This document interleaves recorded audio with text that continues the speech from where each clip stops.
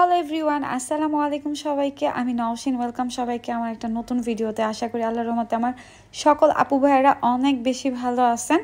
আর অনেক জেলা থেকে অনেক আপু ভাইয়ারা আমার ভিডিও দেখেন, যেমন ইন্ডিয়া, রাজশাহী, নেত্রকোনা, তারপর টাঙ্গাইল, কুমিল্লা জেলা থেকে।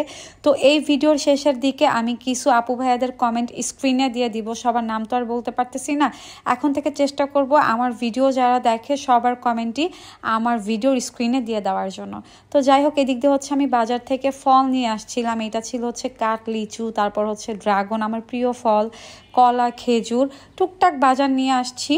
আর এইভাবে ঘরের কাজবাজ করে সময় না পার হয়ে যায়। সারা দিনটা সময় কোনো না কোনোভাবে পার করি। রাতের বেলা আপনার প্রায় সময় দেখেন যে আমি লাইভে এসে কথা বলি, তখন অনেকেই বলে যে আপু তুমি ঘুমাও না কেন, রাত জেগে থাকো কেন। আসলে দিনটা কোনো না কোনোভাবে পার হয়ে যায় আলহামদুলিল্লাহ।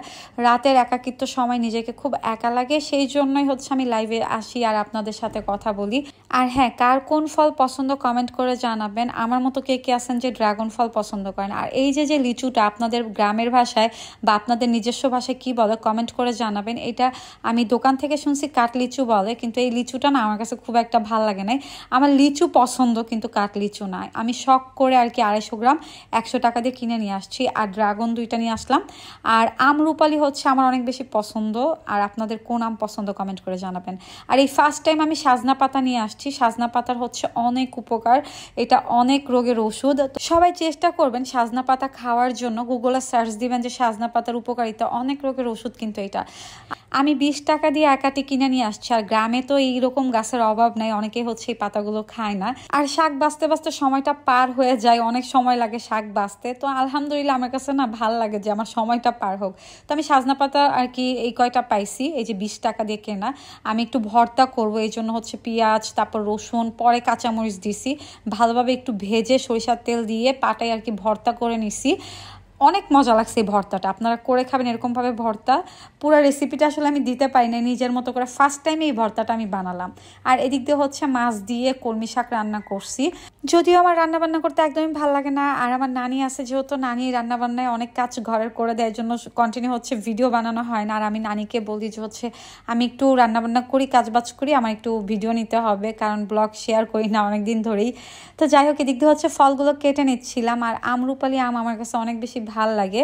আর এই আমগুলো অনেক মজা ছিল। আমি 4টা আম নিয়ে আসছি 110 টাকা করে কেজি, কিন্তু একটা আমে একটু সমস্যা ছিল। তো যাই হোক, আর ড্রাগন ফলের কথা আমি কি বলবো, এটা যখন আমি মুখে নিচ্ছিলাম এত পরিমাণ রং, আমার কাছে মনে হয়েছে যে এটা ফরমালিন মুক্ত না, ফরমালিন যুক্ত ফল। মানে এখন না আমরা যে খাবারগুলোই খাই সবগুলোই ভেজাল থাকে। আমি আর কি এত শখ করে ড্রাগন নিয়ে আসছি, তো আর কি খাওয়ার পরে আমার মুখের টেস্টটাই নষ্ট হয়ে গেছে। আর এই 4টা বছর ধরে যে আমি কত পরিমাণ মেডিসিন খাচ্ছি, আল্লাহ যে আমাকে কবে সুস্থতা দান করবে আল্লাহই ভালো জানে। সবাই আমার জন্য দোয়া করবেন। আর হ্যাঁ, যারা যারা আমাকে কমেন্ট করছিলেন তাদের কয়েকজনের কমেন্ট আমি স্ক্রিনে দিয়ে দিচ্ছি। থ্যাংক ইউ আমার সকল আপু ভাইদের। আর নেক্সট থেকে চেষ্টা করবো সবার কমেন্টই এখন থেকে স্ক্রিনে দেওয়ার জন্য। আর যারা যারা আমার ইউটিউব চ্যানেলটি সাবস্ক্রাইব করেনি, যদি আমার ভিডিও ভালো লাগে অবশ্যই আমার ইউটিউব চ্যানেলটি সাবস্ক্রাইব করে দিবেন। আমার ইউটিউব চ্যানেলটা স্ক্রিনে দিয়ে দিব, নূপুর অফিসিয়াল। আশা করি যে সকল আপু ভাইদের ভালো লাগবে তারা সাবস্ক্রাইব করে দিবেন ইউটিউবে গিয়ে। তো যাই হোক, আজকের ভিডিও পর্যন্ত সবাই ভালো থাকবেন, ইনশাল্লাহ দেখা হবে নেক্সট ভিডিওতে। আল্লাহ হাফেজ সবাইকে।